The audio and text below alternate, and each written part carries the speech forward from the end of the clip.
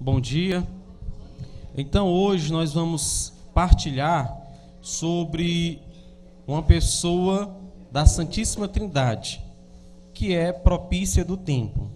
Nós estamos vivendo o dia de hoje, na celebração litúrgica da nossa igreja, estamos celebrando a ascensão de nosso Senhor Jesus Cristo. Esta ascensão, ela vai promover um outro bem para a humanidade, que se dará no Pentecostes. E no Pentecostes nós recebemos uma outra pessoa da Santíssima Trindade. Qual é?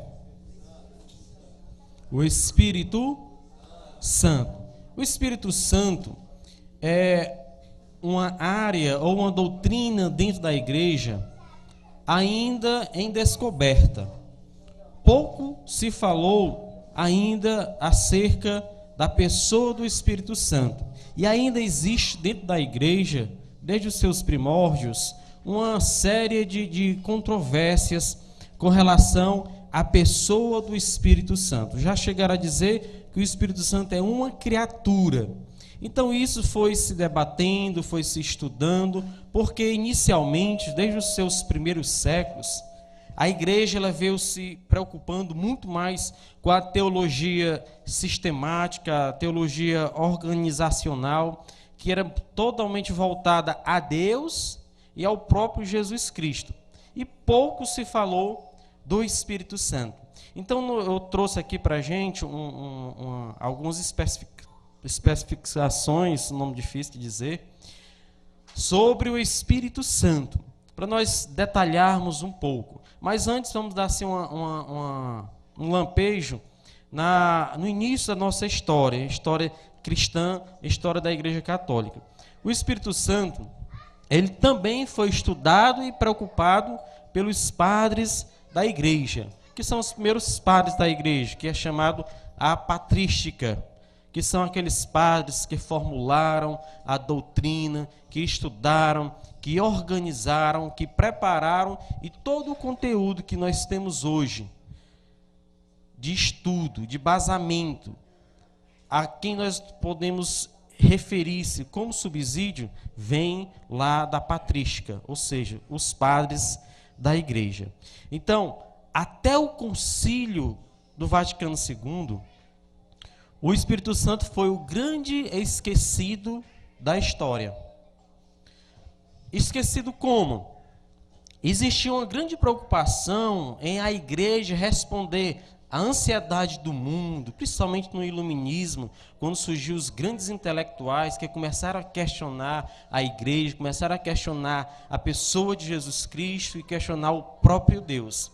Então, a igreja se voltou-se muito para dar essas respostas. E então falou-se muito só em Deus, em Deus, em Deus, em Jesus Cristo, em Jesus Cristo. E o Espírito Santo foi ficando do lado. Só a partir do século II, que foi com Santo Irineu, que foi um dos primeiros a falar do Espírito Santo. Porque o Espírito Santo ele existe desde o princípio, porque ele é trinitário. Ele faz parte desse conjunto, desse movimento entre o Pai, o Filho e o Espírito Santo. Então, lá no século II, estou passando assim bem rápido, para depois a gente entrar com mais detalhes naquilo que é específico.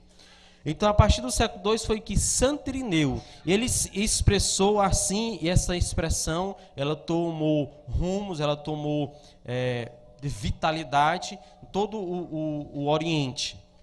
Ele disse o seguinte, Santo Irineu: Senhor, único e verdadeiro Deus. Primeiro ele se refere ao Senhor, ao Dominus, ao dominador, e colocando ele sempre em primeiro lugar. Senhor, único e verdadeiro Deus, faça que domine em nós, por meio do nosso Senhor Jesus Cristo. Aí já entra bem detalhado a segunda pessoa, que é Jesus Cristo. Por meio do nosso Senhor Jesus Cristo, manda-nos o Espírito Santo. Então, quando Santo Irineu foi diácono, com apenas 25 anos, ele já era dono desta grande sabedoria, dono dessa grande revelação.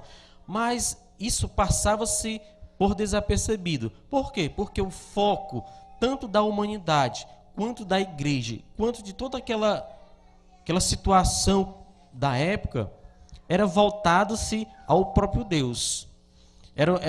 Vivia-se ali o centro de todo o homem, o centro de toda a divindade na pessoa do próprio Deus. E, consequentemente, na pessoa do próprio Jesus Cristo, que era a centralidade cristológica. Então, o Espírito Santo, ele é aquele que dá o verbo, é aquele que anuncia a Maria. Então, aí nós vemos a importância desta pessoa e não criatura, essa pessoa que é gerado a partir do amor do Pai, como vai dizer Santo Agostinho. Então ele entra nesse pequeno lampejo lá no século II. E lá no século III, a igreja, que são também os padres da igreja, que aí já começa Tertuliano, já começa São Basílio, Gregório de Nissano, que são os cérebros daquela época, já do século III, que foram os grandes pensadores, os grandes formuladores da igreja, que eram homens dotados de muita sabedoria, que a igreja se apoiava na sua iluminação, no seu dom, para poder se expressar.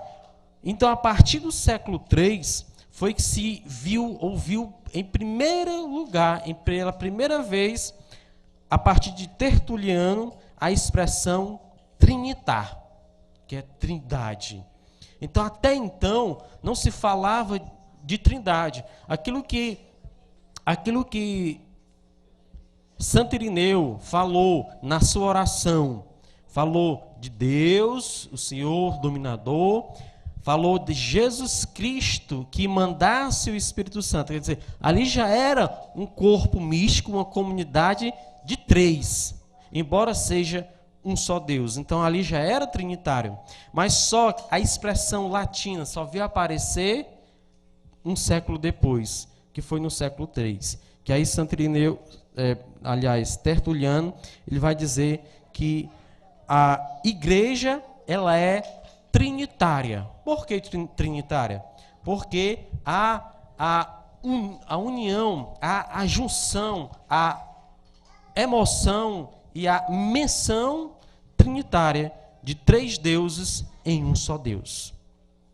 Nós não temos três deuses. Nós temos Deus Pai, nós temos Deus Filho, nós compreendemos um Deus Espírito Santo. Que isto é uma comunidade perfeita, tão perfeita, que torna-se um só Deus. Portanto, trinitária, vai dizer Tertuliano lá no século III. Se falou-se muito pouco, gente, até então, como aquilo que Frei Raniero de Catalamessa, ele expressou-se logo após o Concílio Vaticano II.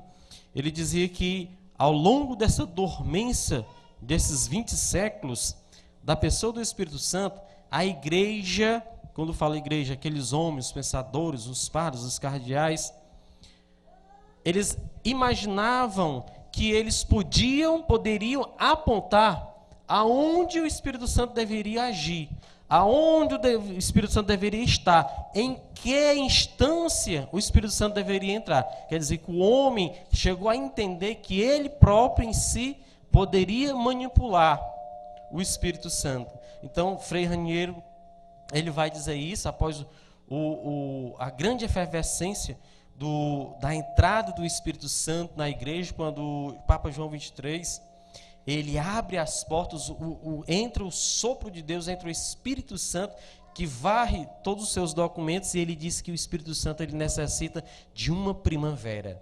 Que a igreja necessita, melhor dizendo, de uma primavera, da força pneumática do Espírito Santo, a força desse vento que gera a energia. Então, foi só a partir do Concílio Vaticano II, que se deu em 1962 a 1965, que a igreja começa a massificar de maneira mais clara sobre a pessoa do Espírito Santo. E lá no século III ainda, já entrando no século IV, para nós chegarmos em Santo Agostinho. Lá no Concílio de Nicéia e no Concílio de Constantinopla, que aconteceu respectivamente nos anos de 325 até 381. Foi aí quando começou a voltar-se um pouco a preocupação, porque já estava entrando uma corrente filosófica na igreja de um pensamento de que o Espírito Santo era uma criatura e não era Deus. E que o próprio Jesus Cristo também não era Deus. Porque ou ele tinha uma natureza humana, porque ele vindo de Maria, ou ele tinha uma natureza divina, que é a chamada o arianismo. Ariano foi o arianismo surgiu a partir do pensamento do padre Ário, lá do Egito, que ele lançou isso e a igreja ficou toda perturbada. E muitas pessoas, muitos padres, acorreram para esta corrente de pensamento, que o Espírito Santo não era Deus, que o Espírito Santo era uma criatura, que Jesus Cristo ele tinha só uma natureza, ou divina ou humana. E a igreja precisava distinguir isso. Mas foi aí, a partir do Concílio de Nicéia e reforçado em Constantinopla, que na época foi o imperador Constantino, ele disse que não, o Espírito Santo é Deus. Ele é parte consubstancial do Pai, gerado e não criado. Quer dizer, ele é gerado a partir do movimento, como vai dizer Tertuliano, um movimento de amor entre Jesus e o próprio Deus. E aí, então Jesus Cristo ele é o dínamos, ele é a energia, ele é aquele círculo que envolve e que gera o grande amor, a grande união da Santíssima Trindade. Gente, tá dando para compreender até aí, tá? Tá ou não? Tá dando para compreender, tá? Eu digo para vocês que eu tive dificuldade para entender um pouquinho. E então, nós, só no século III que a gente viu a primeira expressão de trindade, né, a trinitar, como disse Tertuliano, dentro do latim. Agora nós vamos entrar de maneira mais aberta, mais clara, mais visível, mais palpável, sobre o grande pensamento de Santo Agostinho, que aí já adentra o século IV. Ele vem a partir de 382 e vai até 430. Santo Agostinho, ele viveu, ele se educou muito a partir de Santo Ambrósio. Santo Ambrósio era um grande doutor da igreja, um homem que tinha uma sabedoria estupenda, tinha uma sabedoria enorme. E Santo Agostinho, ele abraçou muito os ensinamentos de Santo Ambrósio. É tanto que, quando ele torna-se diácono, depois padre, Santo Agostinho ele é imediatamente chamado para assumir o bispado quando morreu Santo Ambrósio. Então ele pegou imediatamente, ele foi aclamado pelo povo para que Santo Agostinho estivesse ali, que assumisse a diocese como bispo, o chamado bispo de Hipona, que vocês já devem ter conhecido. Então, quem melhor explica, quem melhor exemplifica a pessoa da Trindade, quem vai dizer que o Espírito Santo de fato é Deus e não criatura, é a partir das teorias trinitárias de Santo Agostinho. Então, Santo Agostinho, ele oferece para a igreja essa grande importância histórica e salvífica para todos nós, para a cristandade e para o catolicismo. É uma grande característica que mostra com mais exatidão sobre a pessoa do Espírito Santo, que será alcançada teologicamente no termo trinitário. Aquilo que eu falei no início. Dentro da teologia sistemática e organizacional, a teologia ela não deu muito espaço para a pessoa do Espírito Santo. Não que não existisse, mas era para dar respostas para uma necessidade. Ou seja, de acordo com que o mundo vai vivendo, vai entrando no seu progresso, vai progredindo, vai girando, e as necessidades vão aparecendo, vão existindo, e os grandes questionamentos, como dizia Shakespeare, que o que move o mundo não são as respostas, mas as perguntas.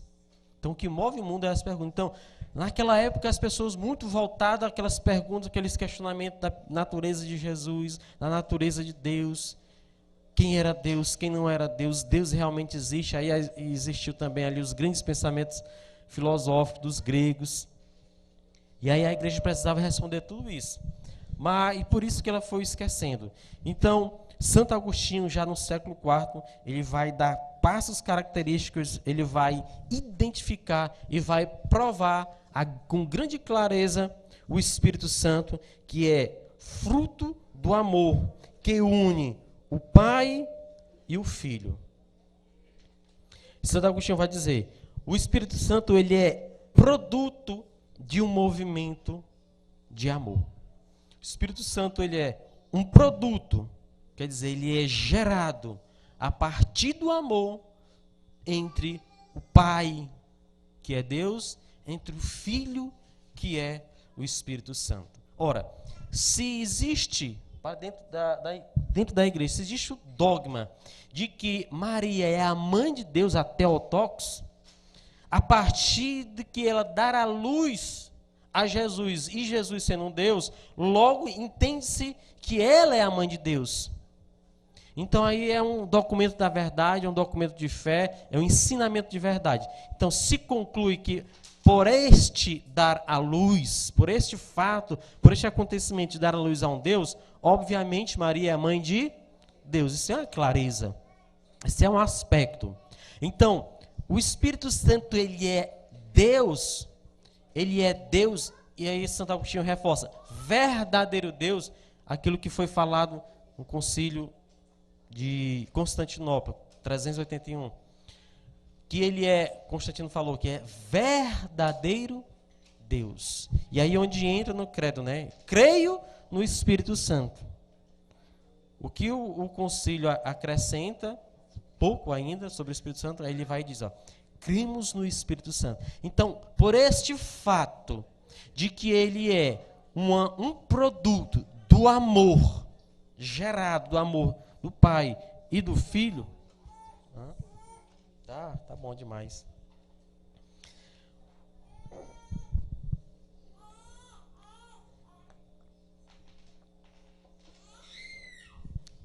Então, se é o grande produto entre Deus Pai e Deus Filho, gera-se um outro Deus, que é o Espírito Santo, um verdadeiro Deus.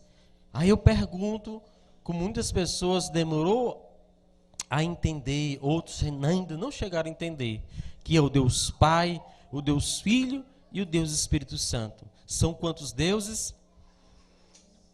Quantos? Um Deus, não é verdade?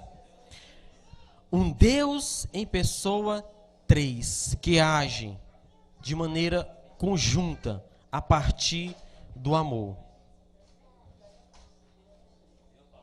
Oi? 3 em 1, quando entrou no início da década de 90, né? Era o famoso som 3 em 1. Quem tinha som 3 em 1 tinha tudo em casa, não era? Era disco, rádio e fita cassete. Era o famoso 3 em 1. Eu achava que lá em casa nunca ia conseguir ter um 3 em 1 na vida. Então, Santo Agostinho, ele é autor de mais de 90 obras. Foi o primeiro a se instalar dentro dos seus sermões a taquigrafia, porque o homem falava muito. Santo Agostinho tem esse registro de mais de 8.000 sermões. Mas, né, a taquigrafia, que foi a grafia rápida, né, a escrita rápida, só deu para captar, só tem sim registrado, né, 4.000 de 8.000 sermões.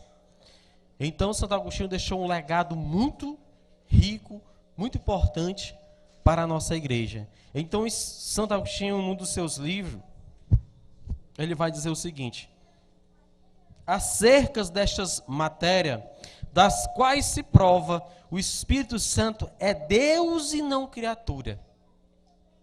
Deus e não criatura. E se não é criatura, é tão somente Deus, pois os homens foram também chamados de deuses, como diz o Salmo 81, versículo 6. Mas é o Espírito Santo um Deus verdadeiro. Isso aqui é uma doutrina chamada pneumatológica. Quer dizer, pneuma, que é sopro, vento, que vem do grego. E logia, que é estudo, né? Pneumatologia.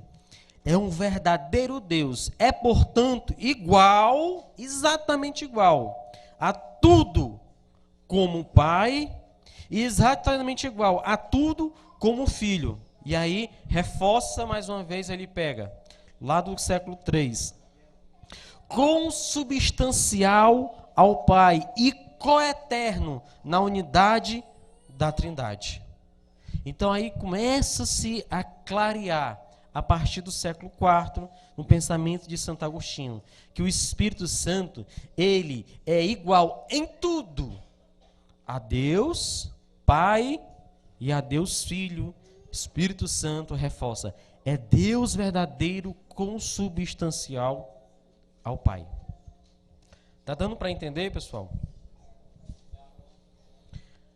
Tertuliano, Santo Hilário, melhor dizendo, Santo Hilário, ele falou que nós não podemos, porque foi um grande pensamento metafóricos, né, dos antigos. Ele dizia que o Espírito Santo, para se entender o Espírito Santo, se entenderia assim: raiz, caule, fruto. Né? Outro, oceano, rio e riacho.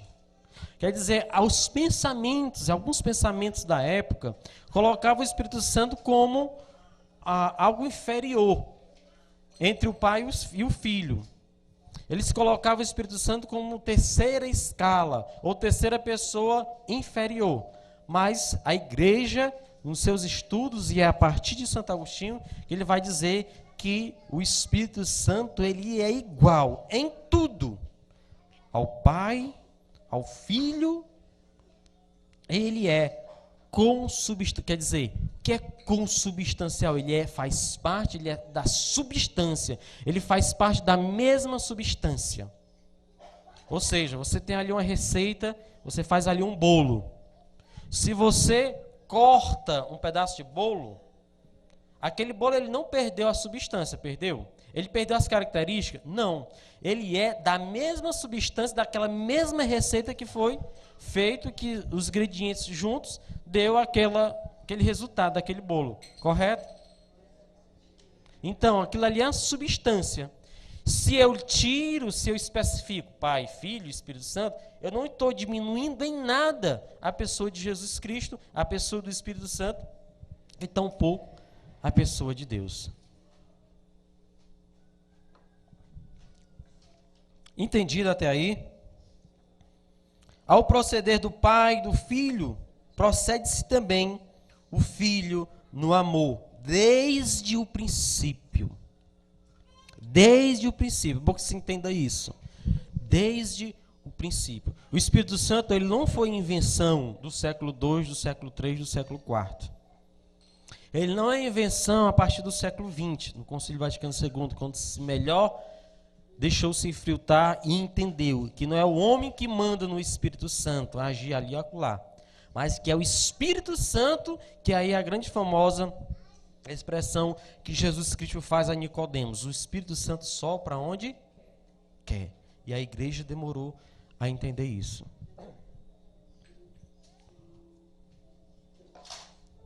Amém? Gente, está entendido até aí? Deu para essa foi só a introdução.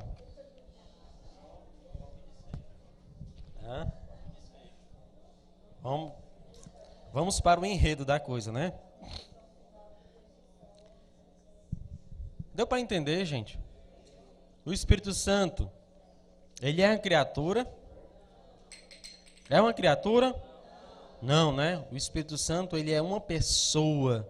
Ele é trinitário. Não é uma coisa inventada. É algo que é gerado, é um produto. Santo Agostinho vai dizer, é um produto gerado do amor do Pai e do Filho. Ora,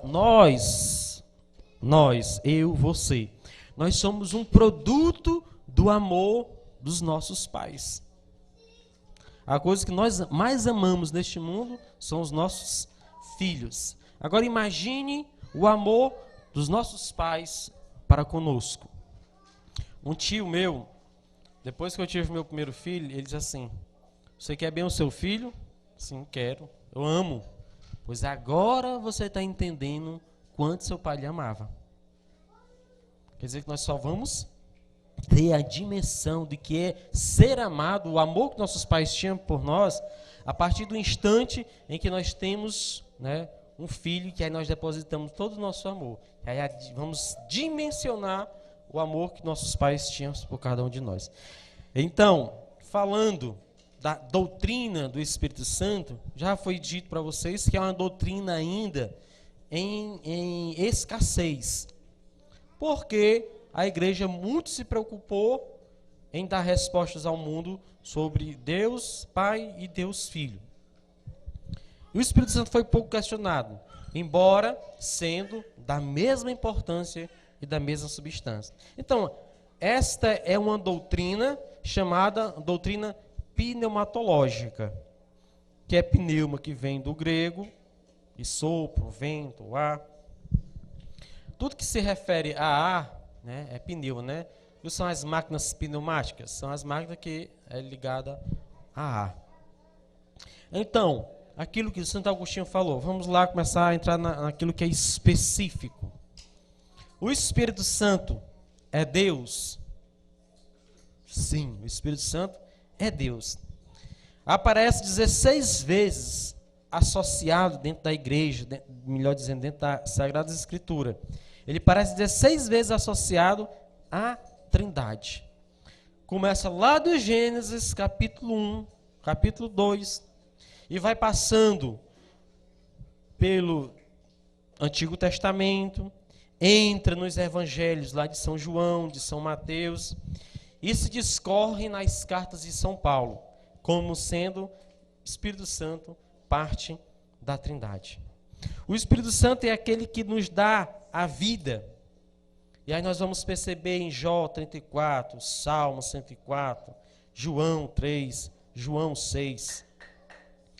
Ele é o Espírito Santo. Agora eu vou passar para vocês a qualidade de Deus. Nós aprendemos lá no nosso catecismo, desde aqueles velhos e velhos tempos, nós aprendemos que Deus é Pai. Ele é onisciente, Ele é onipresente e Ele é onipotente. Isso aí é antigo, né? Ainda se lembram? Todo mundo se lembra, né? Ninguém quer ser velho. Então, isto é a qualidade de Deus. E esta é a qualidade de Deus que o próprio Espírito detém. Também ele tem. O que é o onisciente? Tudo sabe. Ele não está dentro dos limites do espaço, do tempo. E por isso que ele é Deus. Ele é onipresente, porque está presente em tudo e em todos. Gente, eu estou atrapalhando? Não. Ele é onipresente, porque está presente em tudo e em todo. Então, Deus se faz Deus em nós a partir da pessoa do Espírito Santo. É a partir do seu Espírito, que veio através do batismo, da nossa aceitação dos nossos pais, que transmitiu para nós o dom da fé, que ele entra em nós, na sua onipresença. E ele é onipotente. Então, as qualidades características de Deus: onipresente, onisciente e onipotente. Tudo pode, tudo sabe, está presente em tudo. Repetindo, São Tomás de Aquino falou o seguinte, que o instante de Deus nunca passa. O instante de Deus nunca passa. Ou seja, Deus, ele não está dentro dos limites do tempo. Ele não está limitado a espaço. Por quê? Porque o seu instante nunca passa. O Espírito Santo, ele é uma pessoa. Sim, ele é uma pessoa. Ele é trinitário? Sim, ele é trinitário. Ele é fruto do amor gerado do Pai, do movimento, a energia, o dínamos, que é gerado a partir da inteligência, da emoção e da vontade. Isso aqui são o quê? São as faculdades do ser humano. Nós somos seres dotados das nossas faculdades mentais, inteligência, emoções, a nossa memória e a vontade. Isto que caracteriza-nos, nós, como imagem e semelhança de Deus. Algumas pessoas têm perguntado, têm se questionado, assim, Jesus, ele é a imagem e semelhança de Deus, então ele tem o nosso rosto? Será que Deus vai ter o rosto de todo mundo? Então, a imagem e semelhança entre o homem e o próprio Deus está dentro dessas qualidades, da inteligência, que aí nós podemos conferir em 1 Coríntios 2, 10, Romanos 8, 27, as emoções, que são as faculdades da memória, que em Efésios 4, 30, e ele tem vontade, ele tem desejo. Tudo isso nós temos, não temos? Pois isso nos é dado por Deus, porque nós fomos criados à sua imagem e à sua semelhança. Deus desejou a humanidade. Deus desejou o paraíso. Deus desejou o firmamento. Deus desejou a luz. Aliás, antes de produzir, de fazer, de nascer a humanidade, primeiro Deus ele fez o seu enxoval. Deus ele preparou tudo e colocou o homem dentro daquilo que era de melhor. Ele colocou dentro do paraíso. Deus ele preparou a luz, Deus ele preparou a água, Deus ele preparou a comida. Deus preparou tudo. Depois que Deus ele viu que tudo era bom, aí ele vai e diz, façamos, aí vai entrar o plural, e esse plural, ele diz muito, porque ele vai dar a existência trinitária, como vai falar Santo Agostinho. A partir desse S, a partir desse plural, que a igreja ela vai buscar todo o enigma trinitário para responder à humanidade de que Jesus era Deus, de que o Espírito Santo também era Deus do Deus verdadeiro, vindo do amor e do Pai, vindo do amor do Pai. Então o Espírito Santo, ele é essa pessoa, imagem e semelhança tal qual a nós, porque tem inteligência, tem vontade, tem emoções. A obra do Espírito Santo. O que é esta obra do Espírito Santo? A obra do Espírito Santo, ela consiste em manifestar a presença ativa de Deus no mundo, em especial na igreja. Em especial na igreja. A igreja, ela é dotada de todos os sacramentos. A igreja, por isso que a igreja ela é uma profissão de fé, porque nela contém os 7 sacramentos. Os 7 sacramentos nos leva à salvação. Então o Espírito Santo na sua obra, ele realiza o milagre. Ele intercede por nós. Ele habita em nós. O Espírito Santo, ele inspirou as sagradas Escrituras. Ele possibilitou o nascimento virginal de Cristo em Maria. Eis que por meio do Espírito Santo darás a luz. Aquilo que os profetas, tudo aquilo que os profetas falou, mesmo sem saber, também foi obra do Espírito Santo. Quando Isaías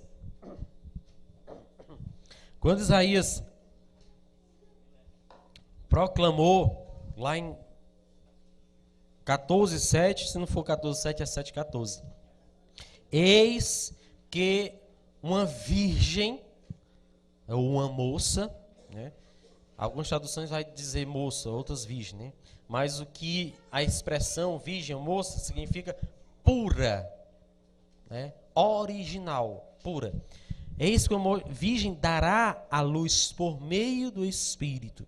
Então aí o Espírito Santo, ele é obra. Então a encarnação do Filho Jesus por meio de Maria é obra do Espírito Santo.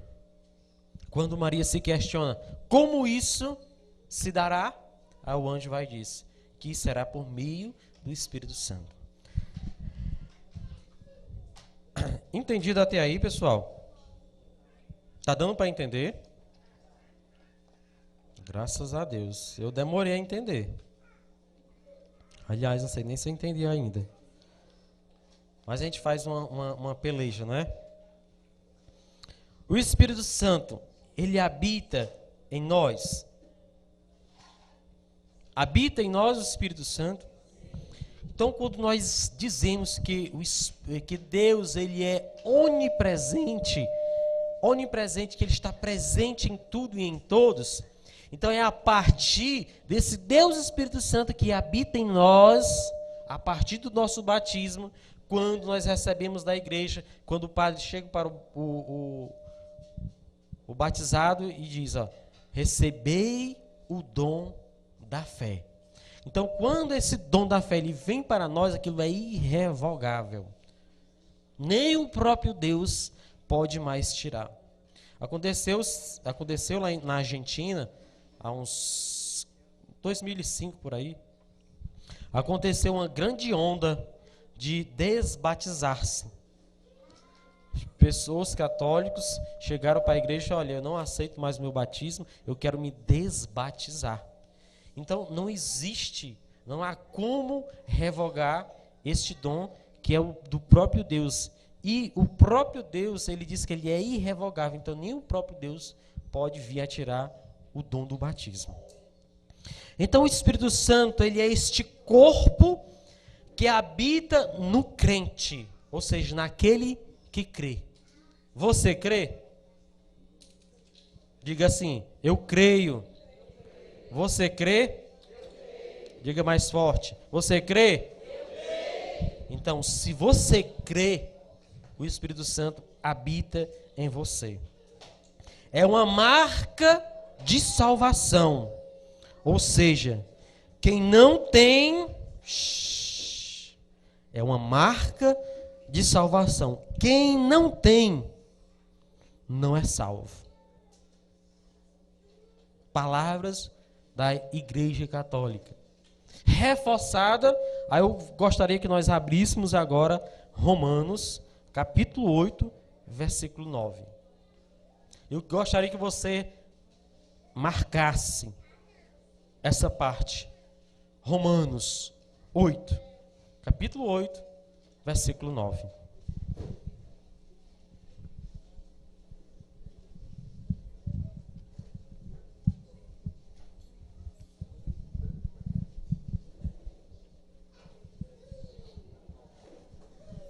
Romanos, capítulo 8, versículo 9.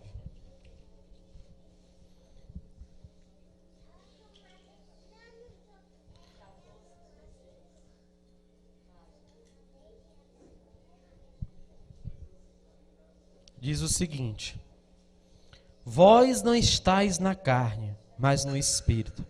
Se é verdade que o Espírito de Deus habita em vós, pois quem não tem o Espírito de Cristo não pertence a Ele. Palavra do Senhor. Quem tem Ave Maria aí? Leia aí em voz alta, só quem tem Ave Maria.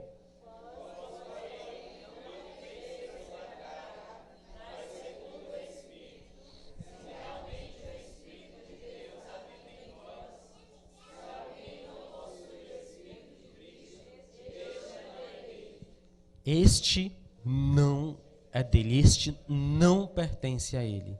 Então, o Espírito Santo, ele se dá gratuitamente a nós. Se dá gratuitamente a nós para a nossa salvação. Para a nossa alegria, né? Para a nossa salvação. Para a nossa edificação. Por isso que existem os dons. Os dons, ele é para nos edificar. E esse Espírito que tudo faz, que tudo ecoa dentro de nós. Então, tudo que fazemos, o Espírito Santo, ele resiste. Porque, para o crente, ele está em nós. E quem não aceita essa verdade, aí não está em Deus. E quem não está em Deus, Jesus que vai dizer, aparta-te. Quer dizer, afasta-te, sai. E aí esse não tem a salvação. Então o Espírito Santo, habitante no Espírito em nós, Santo Irineu, para a igreja já do século XX, o Espírito Santo ele está muito familiarizado conosco. Por isso que hoje nós levantamos as mãos, por isso que hoje nós gritamos, nós cantamos, por isso que hoje o Papa Francisco está fazendo um dos maiores encontros a nível mundial com a renovação carismática católica lá na Praça do Vaticano. Quem chegar em casa, meio-dia, assista que o Papa vai falar diretamente para a renovação carismática acerca do Espírito Santo. Então esse Espírito Santo ele começa a permanecer em nós a partir dessa alegria, desse entusiasmo, desta emoção, dessa aceitação que é por meio do batismo do Espírito Santo vindo de Pentecostes, que esses dons que perpassou de geração em geração e que agora que está cada vez mais, hoje o homem está mais emotivo, hoje o homem ele está mais alegre, hoje o homem ele está cada vez mais entendido da graça de Deus, da igreja, hoje o homem ele deseja a santidade porque ele tem o Espírito Santo. E aquilo que são Papa João 23, Santo João 23, que ele diz que abramos as portas da igreja para que o sopro divino entre e nasça ali uma nova primavera. Que aí aconteceu tudo aquilo do Concílio Vaticano II e o próprio Paulo VI, o Papa Paulo VI foi um dos padres que mais sofreu humilhação. O Papa Paulo VI, ele sofreu muitas atribulações, quase que ele chegava ao ponto de renunciar. Porque ele era um homem muito humilde, muito sereno, é o Papa sorridente, e ele dava muito credibilidade aos cardeais, aos padres.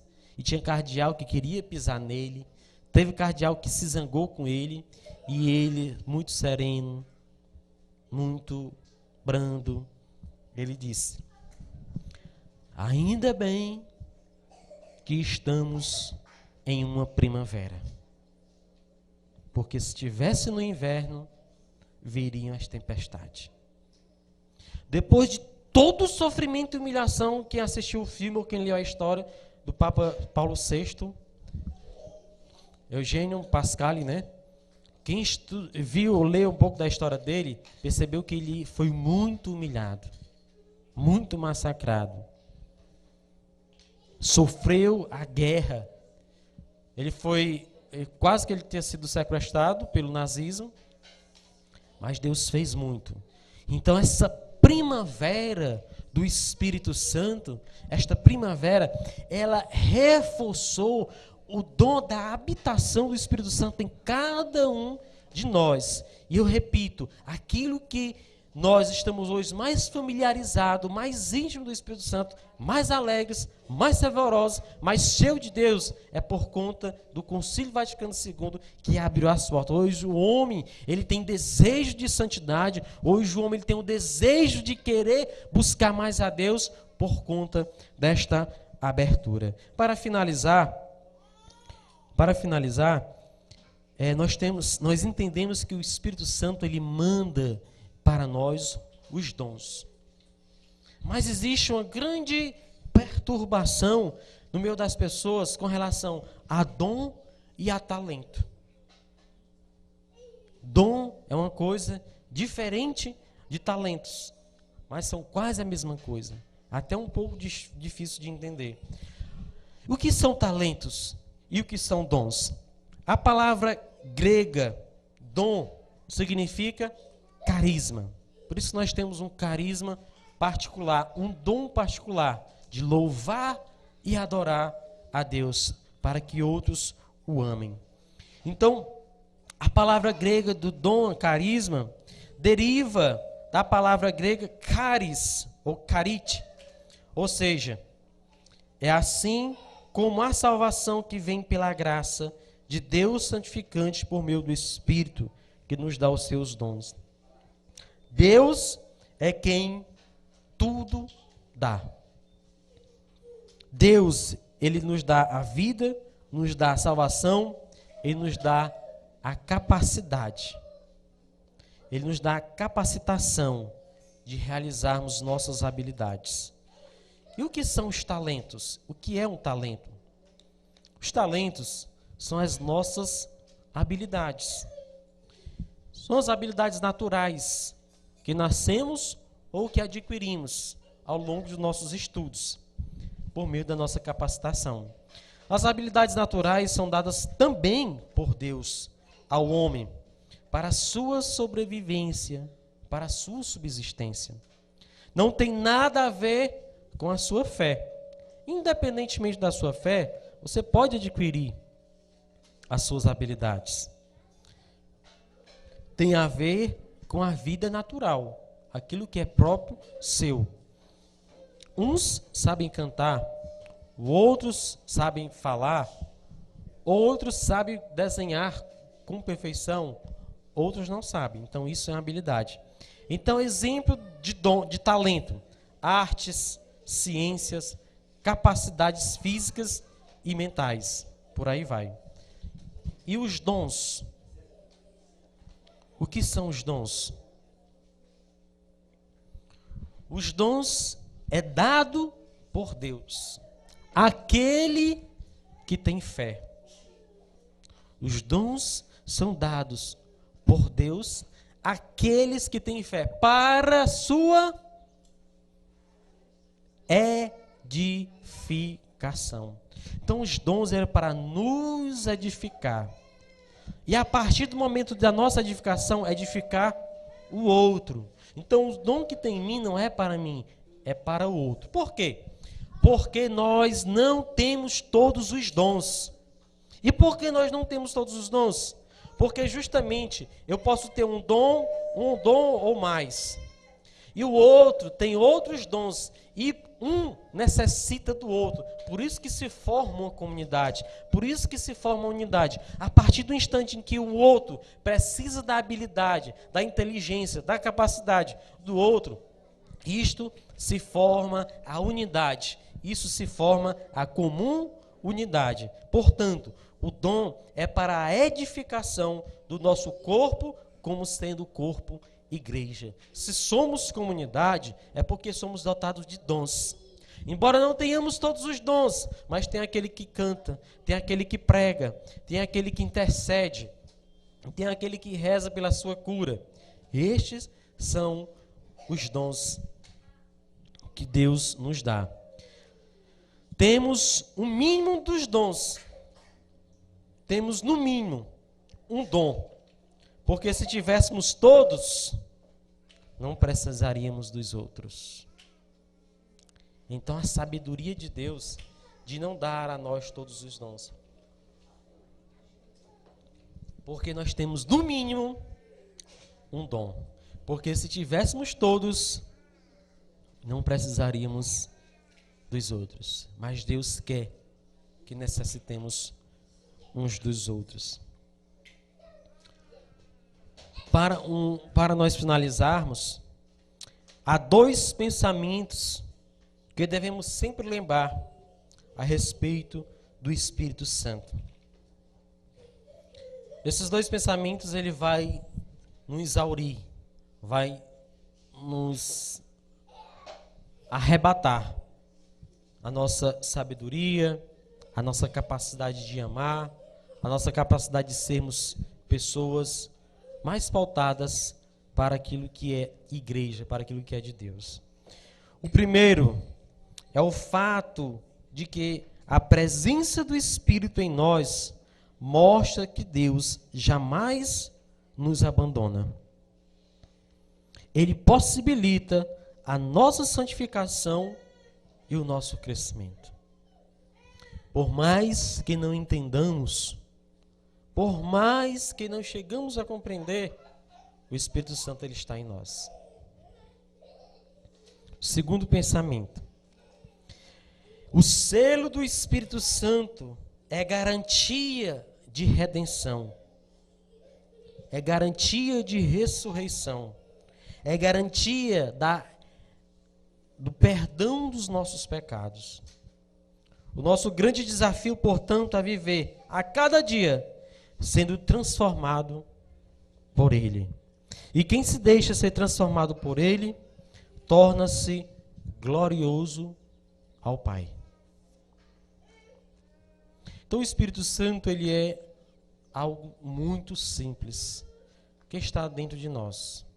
Às vezes nós perdemos tempo com tantas coisas, com tanta sortificação, com tantas barulheiras do mundo.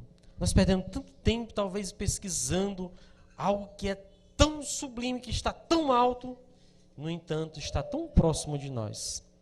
Aquilo que Santo Agostinho perpassou durante 30 anos, perturbado na sua vida, procurando o amor de Deus, procurando enxergar Deus nisso e naquilo outro. E quando ele menos espera, entendeu que estava tão dentro dele, que estava tão dentro de si.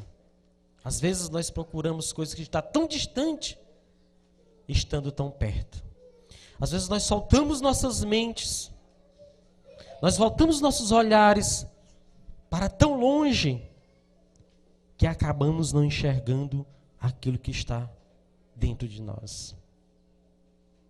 O íntimos, o interior do seu coração é a casa onde habita Deus. Certo dia, isso aconteceu nos Estados Unidos, numa fábrica de creme dental. Fizeram um movimento, o local onde se enchia o tubo e a embalagem. E aí essa fábrica começou a vender e ia de vento em polpa. Depois os clientes finais começaram a reclamar, porque quando recebia o produto, o creme dental, percebia que só tinha a embalagem e dentro não estava vazio, não tinha nada. E aí começou a reclamação, e as vendas despencaram. O diretor da fábrica começou a se perturbar. Ele começou a criar meios, mecanismos para que o fluxo da produção não parasse e que evitasse os erros. E chamou engenheiros da Alemanha para estudar o caso. Chamou engenheiros da Suécia, porque lá tem um conceito muito grande com relação à produção. E chamou engenheiros americanos. Gastou-se uma fortuna. E então eles criaram um mecanismo, uma balança, que botaram o peso, a grama correta. À medida que o produto era embalado, caía na balança e via o preço tal, ele vinha discorrendo na esteira, e naquele instante da esteira, quando caía na balança, ele dizia, olha, tem tantas gramas, então bota. E aí começou a diminuir a reclamação. Depois de gastar muito dinheiro, o empresário começou a folgar, a ter a sua venda restabelecida. Depois de 6 meses, zero de reclamação. Ele reuniu os funcionários, principalmente o da produção, e viu que foi sucesso ter trago os engenheiros do mundo todo para poder zerar as avarias e zerar o prejuízo. E quando chegou, parabenizou a todos, só graças a Deus, nossas vendas voltaram, zero de reclamação, graças a este mecanismo. Graças ao investimento que tivemos, zerou as reclamações e agora o creme dental está chegando na casa do cliente de maneira correta. E há 6 meses que esse mecanismo vem funcionando e vamos continuar com ele. Um dos funcionários disse: não, senhor, essa máquina só funcionou 2 meses. O quê? Como funcionou só 2 meses? Que eu paguei uma fortuna por ela? Não, só funcionou 2 meses. Dava muito trabalho, porque a gente tinha que acompanhar toda a esteira. Ela quebrou, acompanhava toda a esteira, a gente olhava, tinha que olhar, verificar o peso. Isso demorava muito tempo. Então nós nos reunimos aqui e compramos um ventilador. Um ventilador, R$30, no caso $30. Ele assim, um ventilador sim, nós colocamos o ventilador na esteira antes da balança. E naquele instante que o vento dava na caixa vazia, ia caindo fora. Então só ficava as que estavam com conteúdo pesado. Então, a inteligência, a capacidade, se pensou-se em coisas grandes, muito grandes. Chamou os engenheiros alemães, suecos, os americanos, e que se trabalhava, que se gastou muito dinheiro. E no entanto, uma pessoa simples, um simples funcionário, por um ventilador, se resolveu toda a problemática e zerou as reclamações. Então, qual é o nosso, para onde está voltado o seu olhar? Coloque a mão no seu coração. Eu gostaria muito que você pudesse fechar os seus olhos e se perguntasse: para onde estou olhando? Para onde vai o meu coração agora? Aonde eu pus a minha fé? Em quem eu depositei a minha fé?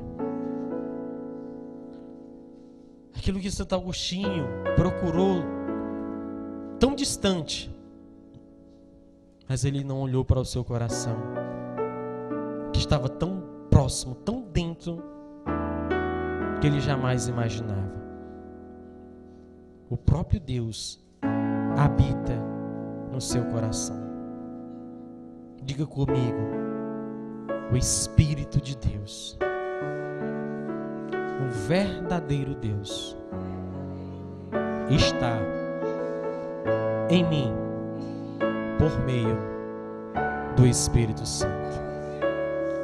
Eu creio, eu acredito nesta fé, nesta realidade.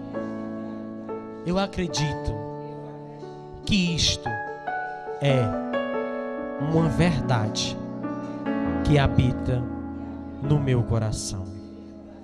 Eu tenho Deus, porque Deus me tem primeiro.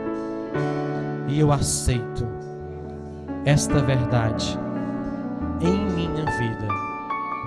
E a verdade da minha vida é estar no Espírito que habita no meu coração. Diga bem forte: eu quero, Senhor, permanecer em Ti, no Teu amor.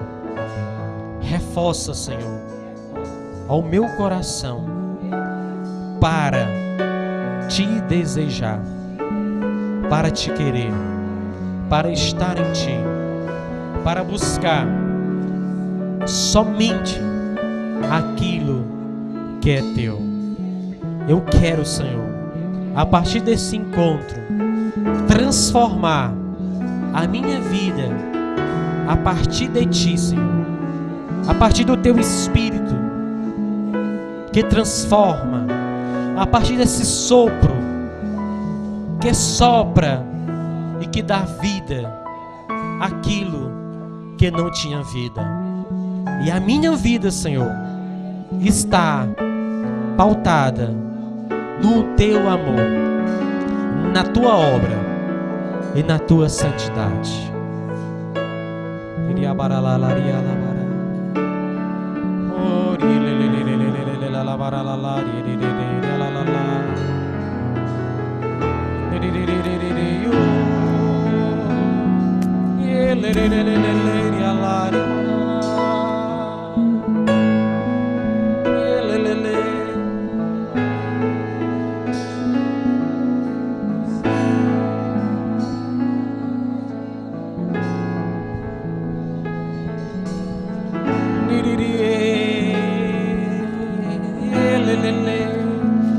Abra os nossos braços, abra seus braços, vá soltando sua voz e vai dizendo: vem Espírito de Deus,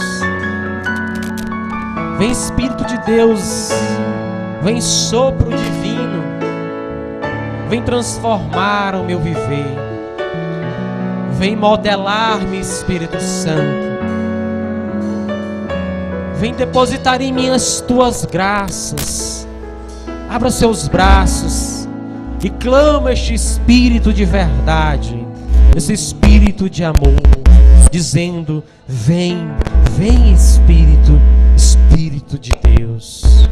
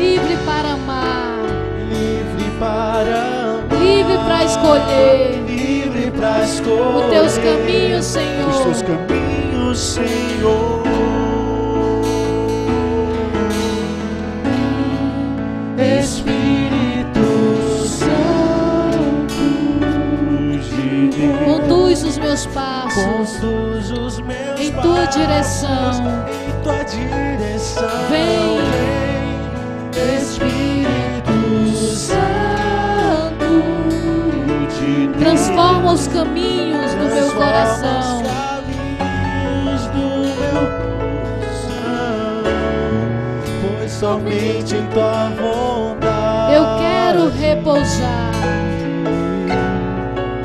Eu quero repousar. Faz-me livre para amar. Faz-me livre para amar. Livre para escolher. Livre para escolher. Os Teus caminhos, Senhor. Os Teus caminhos, Senhor. Que nada roube o meu coração. Que nada desvie a minha intenção. Nada desvie a minha atenção. De Ti, a Tua voz. Espírito de Deus, quero Te obedecer. Vem, Espírito Santo de Deus. Vem, Espírito Santo. Conduz os meus passos em tua direção. Conduz os meus passos em tua direção. Vem, Espírito de Deus. Espírito Santo. Transforma os caminhos do meu coração. Transforma os caminhos do meu coração. Coloque a mão no seu coração. Reforçamos, dizendo ao Espírito Santo: conduz os meus passos em tua direção. Em tua direção.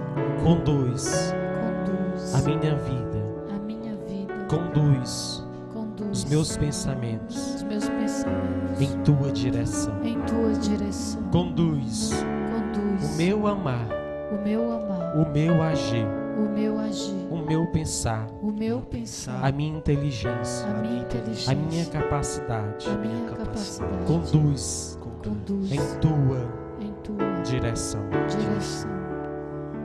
E ainda de olhos fechados, coloque a mão na pessoa que está do seu lado e peça que agora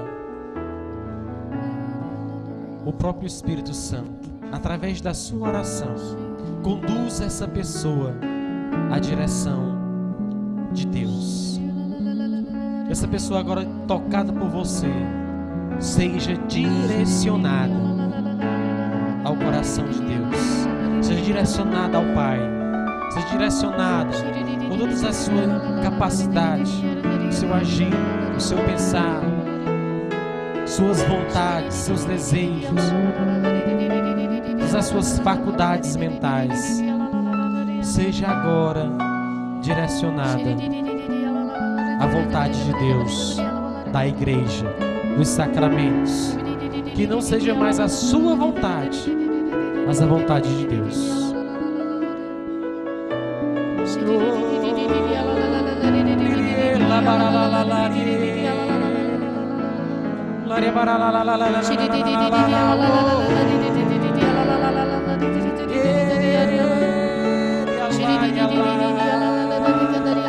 Eu convido você agora ficando de pé.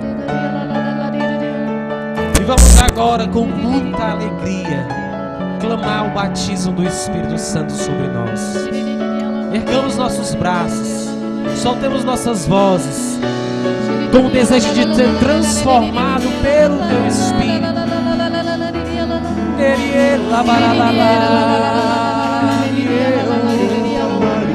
Vem, Espírito Santo de Deus, nessa manhã, vem transformar e renovar o batismo de cada um de nós aqui. Vem, Senhor Jesus Cristo, da motivação. Vem, Senhor Jesus, vem derramar o Teu Espírito de amor, de alegria, de força, de perseverança. Eu clamo agora, Senhor Jesus Cristo, o batismo de Deus, para que o Teu sopro divino derrame sobre cada um de nós a Tua graça, o Teu poder, o Teu batismo.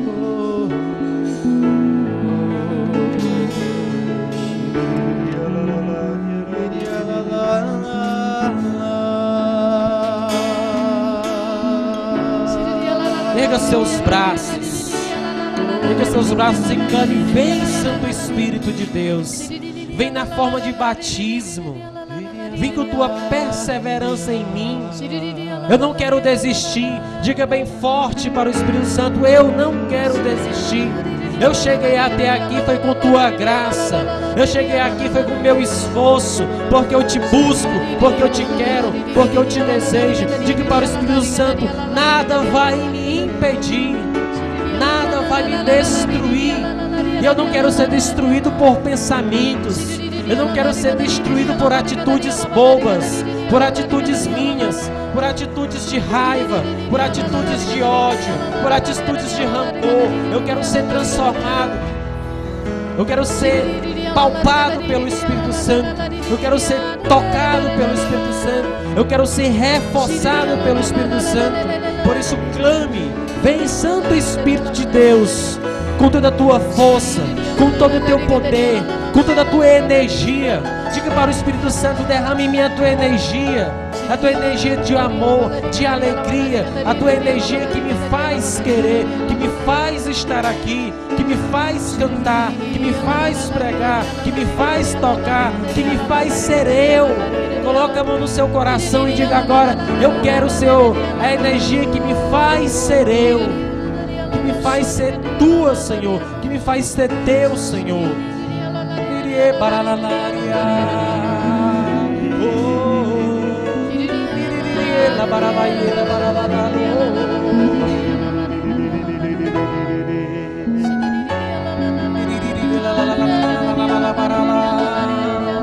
Cantará lá, cantaria lá, canta bará, labaria.